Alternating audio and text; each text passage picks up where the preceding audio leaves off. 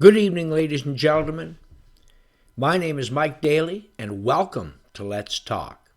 I decided after watching all the pundits and all the crap that we're listening to on TV to bring some facts to you in a simplified manner so that everybody can understand them. It's not too difficult for people to understand how important the issue that we're facing right now. Our government is letting us down. They have no idea what they are doing.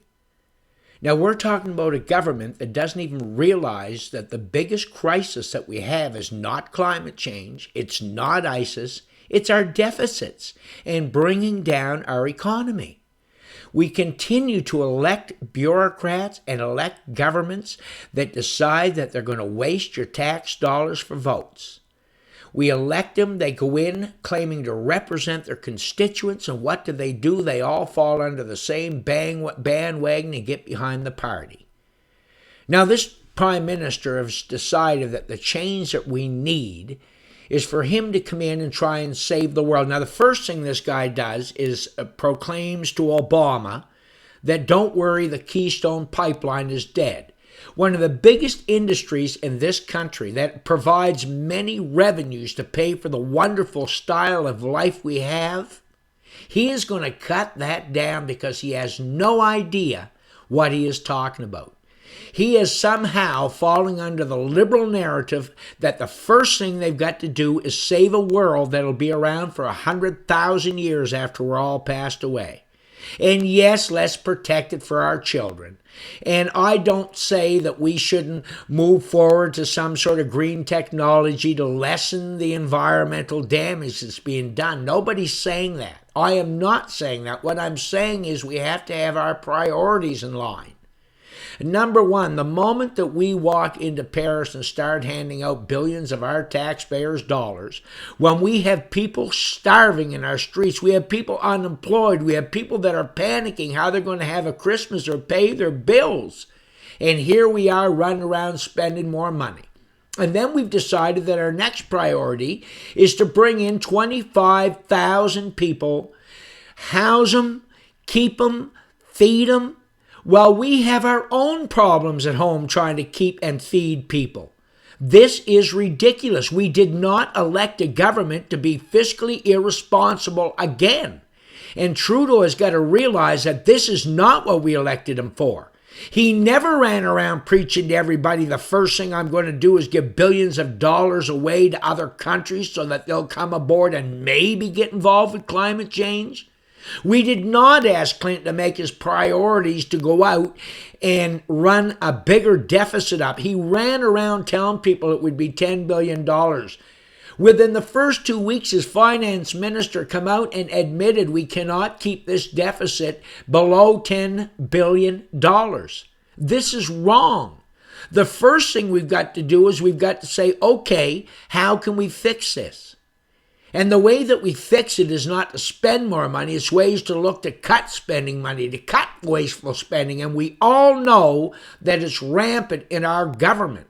And if we don't get a grip on this, we are going to be in trouble like the Americans are. They are now suffering under 7 years of liberal, leftist, entitled mentalities. They are suffering from a crippling $19 trillion debt that rose in a short time, 7 years, to be $8 trillion to $19 trillion.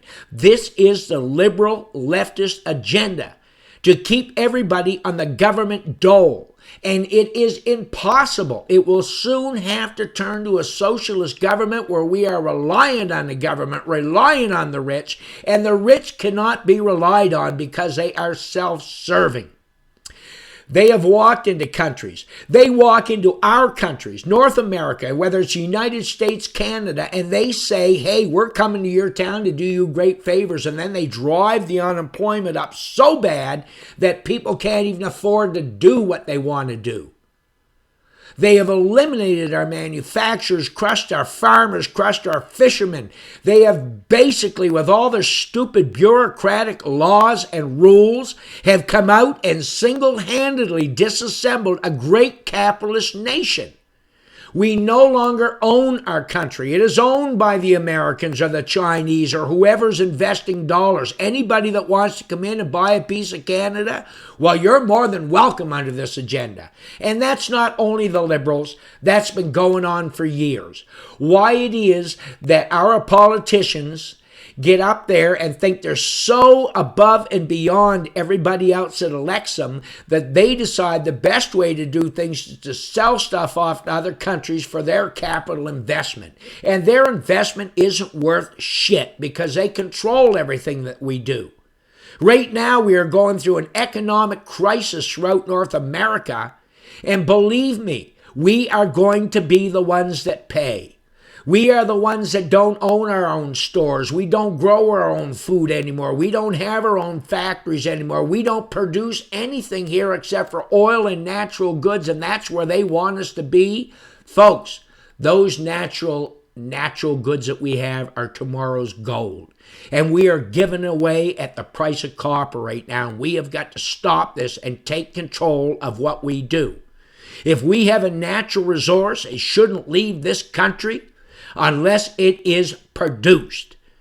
We have the capabilities of bottling and producing like any other country. We've done it for years, but all of a sudden, in comes these international bullies, and they take us over, and the government allows it to happen, and not only allows it, enhances it by building them special off-ramps and building them this, and allowing them not to fill their stores with Canadian goods. They come to us, and they say, hey, what you're building is dangerous. We can't have it here. So they start putting on so many regulations that we can't compete because while they're regulating our manufacturing industry, they're allowing the big chain stores like Walmarts and Best Buys and whoever else you want to call to bring the same junk in that we're not allowed to manufacture.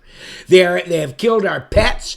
They have brought disease here. They have killed our children with their substandard stuff. We are not allowed to manufacture goods like that and sell them in our country, but by God will allow the whole retail world to be taken over by Americans without even a single law like, you can come in, but you have to buy so many Canadian goods, anything to help us out here, but that's not what they're doing. And folks, to blame are us because we are the very ones that are allowing this to happen to us. And you think that's going to support our economy? Make no mistake about it. When Big Brother USA takes a dive, it's going to take us all with them unless we strive to change direction and become a little more self-sustaining. We have oil fields here. We have natural resources. We have everything we need to start a self-sustaining society.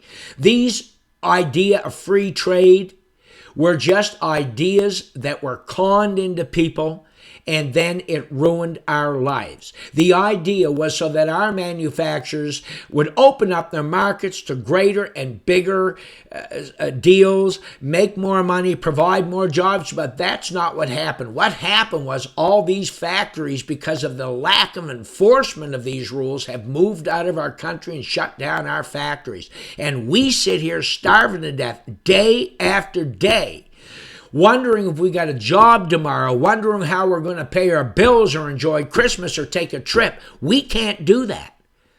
And the reason that this is being propagated against us is because the very people that are living like that, the civil servants, the bureaucrats, the media, that all have nice high-paying jobs and enjoy the great things that this world has to offer, like food and cars and housing and a few trips, a vacation, anything. They have it. So life's good for them. They can continue to promote this crap because they are not the ones suffering. It is us as a nation, as a people. And we have got to move forward and stop this. We have got to get off our asses and make this country work. Thank you very much. Didn't mean to be so mean, but that's just the way I feel.